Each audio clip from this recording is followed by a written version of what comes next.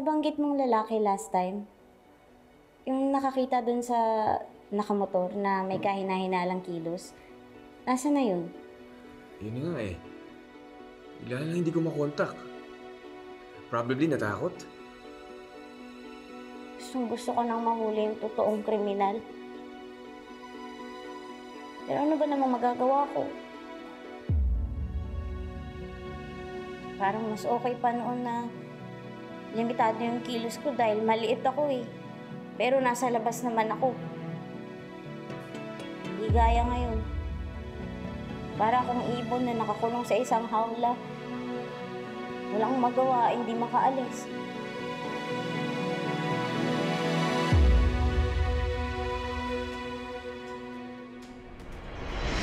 Hindi niya deserve ang makulong.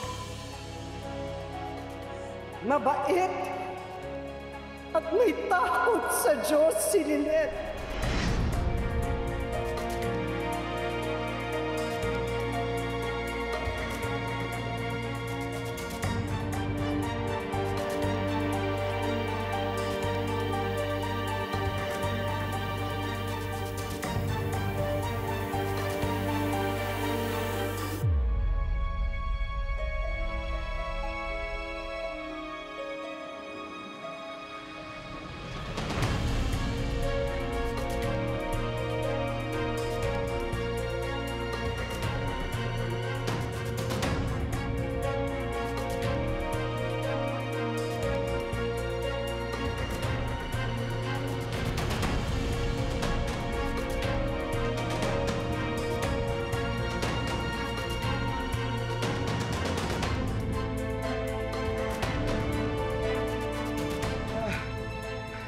Wala akong kasalanan.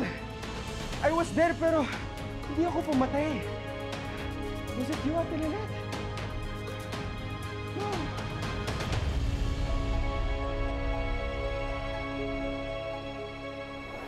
May isang testigo na nag-come forward, Lynette.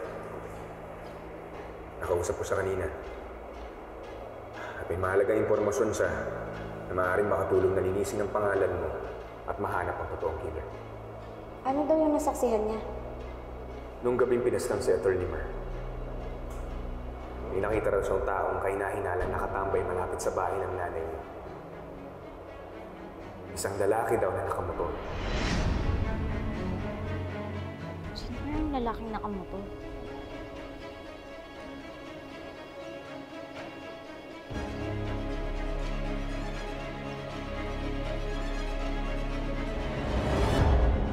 I don't know what to believe anymore. Bakit ikaw yung sinisisi nila?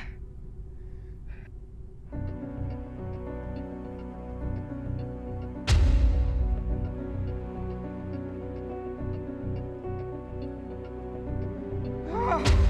Ah! Ah! Ah!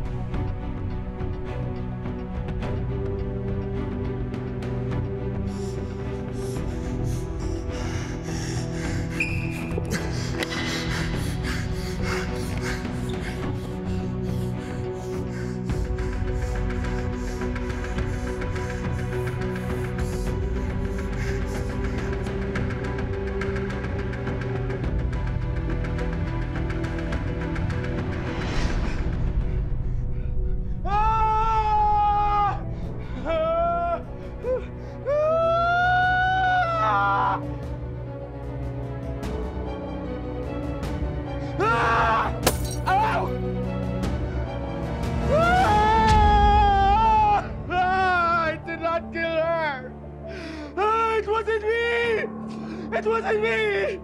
It wasn't you, Ate Lilith! It wasn't me, I swear! I did not kill her! No! It wasn't me, I swear, I promise! Ate Lilith, it wasn't you, I know! Hindi po talaga ako! Wala akong ginawa kay Meredith! Hindi po talaga, I swear! It wasn't you, Ate Lilith! It wasn't me po! It really wasn't me! Ate Lilith, I'm so sorry! Hindi po ako pumatay kay Ate Meredith po! Hindi po talaga! Hindi! It wasn't me! It wasn't you! It wasn't me! It wasn't you!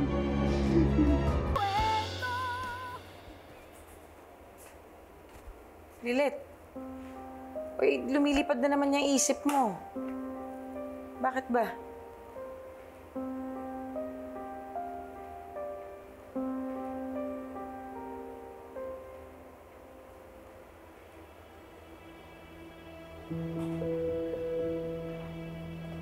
Lalaking nakamotor na nakausap ng male witness na nakausap ni Kurt. Sayang nawala pa yung testigo. Uy, sana magpakita na uli yung testigo niyo.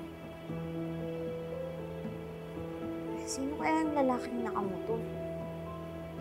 Hindi kaya may alam siya sa magpatay kay nanay? O kaya baka siya yung pumatay kay nanay?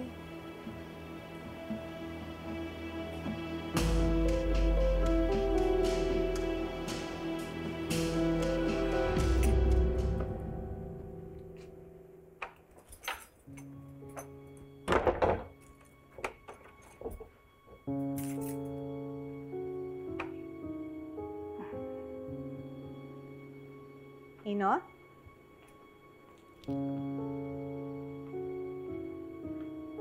Ino?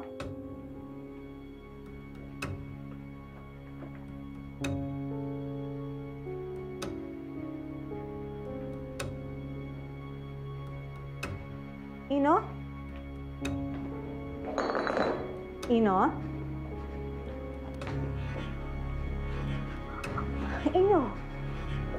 Ino? What happened? Mom? Mom? Mom? Mom, I'm so scared, Mom.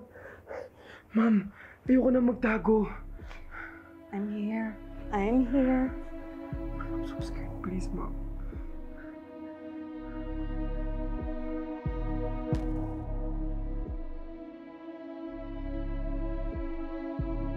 Anak, this is the safest place for you to be in.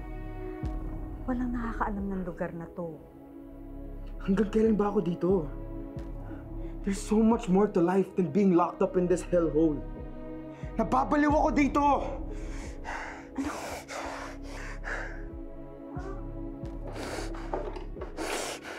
ginagawa mo sa sarili mo?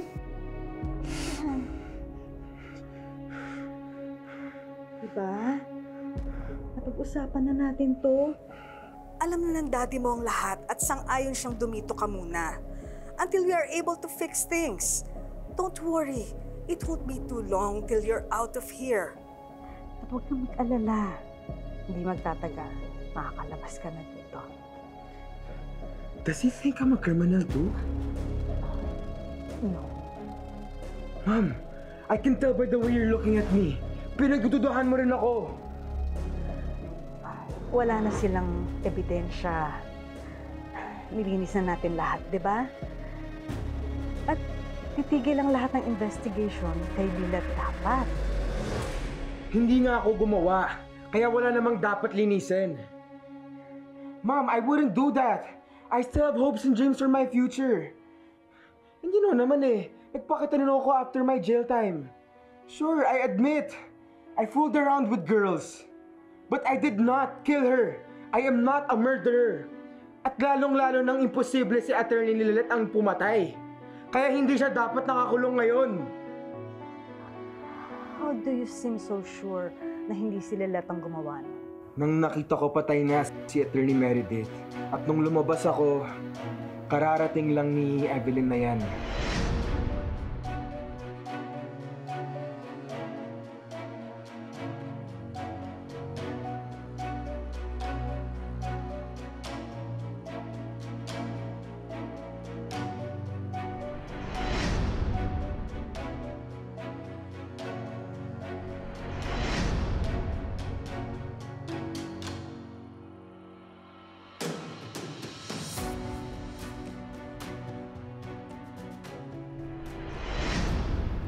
Ngayon mo lang sinabi.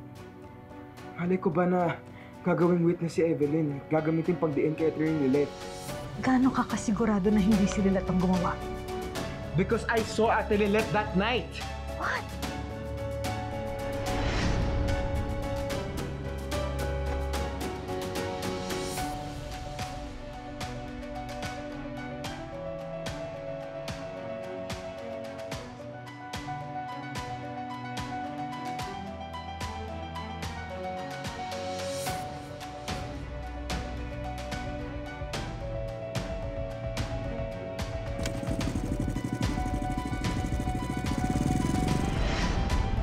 Naguguluhan lang ako.